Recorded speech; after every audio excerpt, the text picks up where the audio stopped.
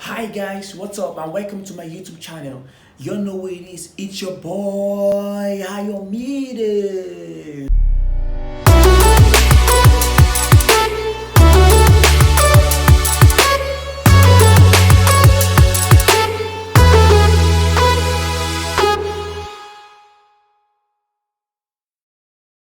So guys, based on the last video I posted the last time, a lot of people came into my DM and asked me that why did I actually choose India as the my choice of country to further my education.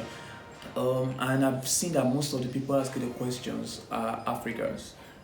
Today, I will be telling you 5 things you need to know about India, or 5 things you need to know before coming to India. The first thing you have to know, if you're coming here for education, I'm pleased to tell you that India has a very good education system. I once discussed it in my last video how the education system here in India is very swift and fast. The thing about the education system here in India is the teacher always want the best for you. And you know that is like the most important thing we students need to know when attending a particular school. The education system here in India is nice. The teachers are welcoming. The directors, the people in charge of the school itself, they're always ready to let out an helping hand to you. So that is one thing you need to know about India if you are coming here to study. And the second thing you need to know about India is that for my country, precisely Nigeria, India embassies won't trouble you if you are trying to travel from their country to evacuate to another country or to relocate to another country. I mean, you guys all know I'm a Nigerian, and in my country, my country people watching this video, we understand the difficulty in getting visas to some countries like US, UK, Europe, and some other places.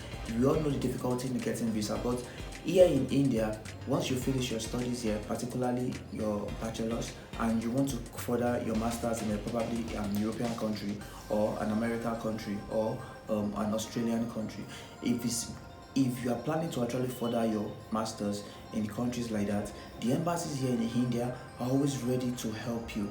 And it's not as difficult as obtaining visa in my country. In my country, obtaining a visa to United States of America might take probably 6 months to get the visa. Sometimes it takes 4 months.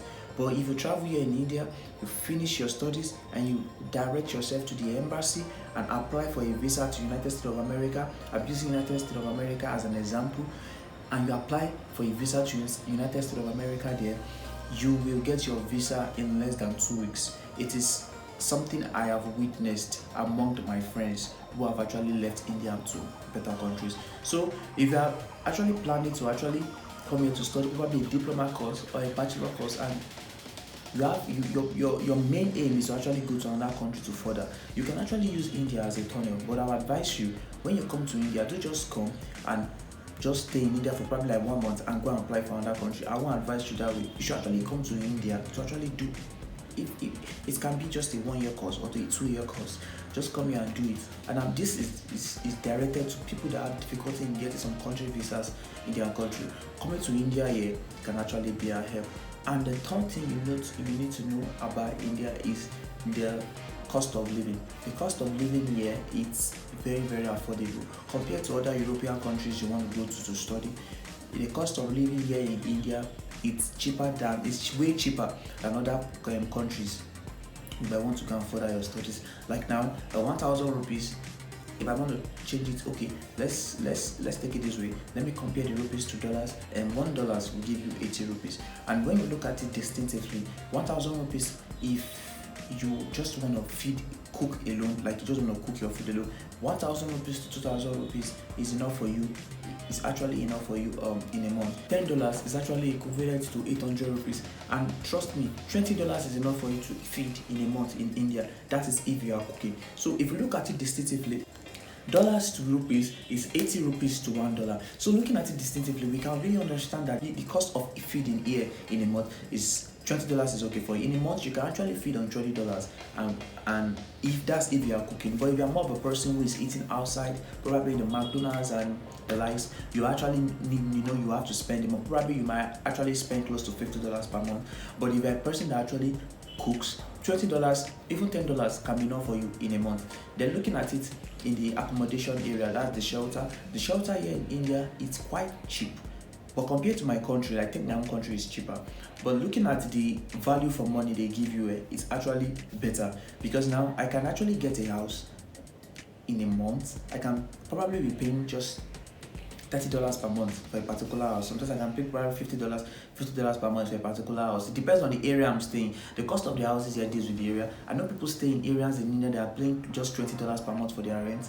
But here in Bangalore, we all know Bangalore is the Silicon Valley of India. So houses will likely tend to be more expensive here. So houses here, they are more expensive. But in the terms of comparing it to my country, I guess my country is cheaper, but for the value for your money, India is better. So if you are getting a house of probably like $100 per month, you expect the house to be very, very, very beautiful. Now look at, I compared to my friend staying in the United States of America. He told me he pays $500 per month, and that is the cheapest he could actually find in the state of Florida in US. So comparing it to here in Bangalore and compare Florida, and the cheapest house you could find in Florida was $500. When he told me about, I also have another friend in New York. He told me the cheapest house you can actually find in New York is $1,000. Even sometimes it could be $1,000. He still has to pay some extra charges with it. So compared to India, in which you can even find a house of $100, and it will be more spacious than the house you find in New York for $1,000. I can say the cost of living is quite cheap. Comparing it to dollars, the cost of living here in India is cheaper than any other country that I've ever actually seen.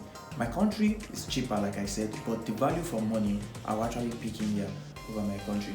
Why? The number 4 thing we'll be talking about.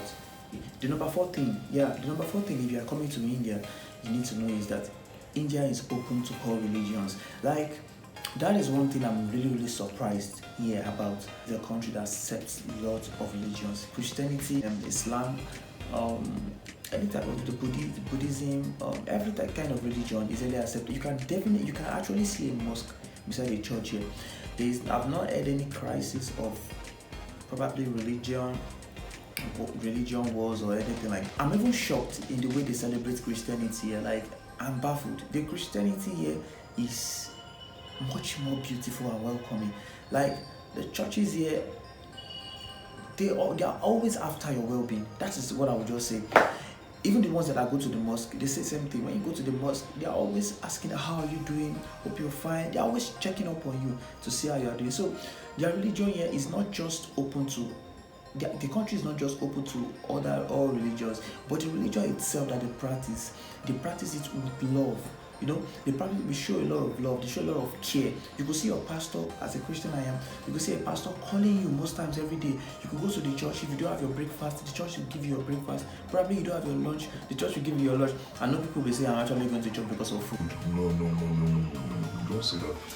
I just love the way they focus more on your well-being and also on the word, for the Christians to understand the word. So they focus more on grooming your spiritual self and even your physical self.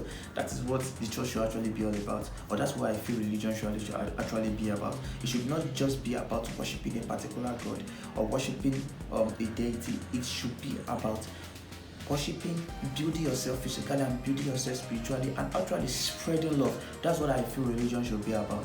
And the last one I know people should know before coming to India is that if you are coming from Africa, please bring food when you are coming. You know what I'm saying? That here I'm not just the only African here. We have a lot of African here. We have the Zambians, we have the Zimbabweans, we have the Tanzanians along with me here, in which I will be bringing onto your screen very soon. A lot of things will be happening that will bring it up to you.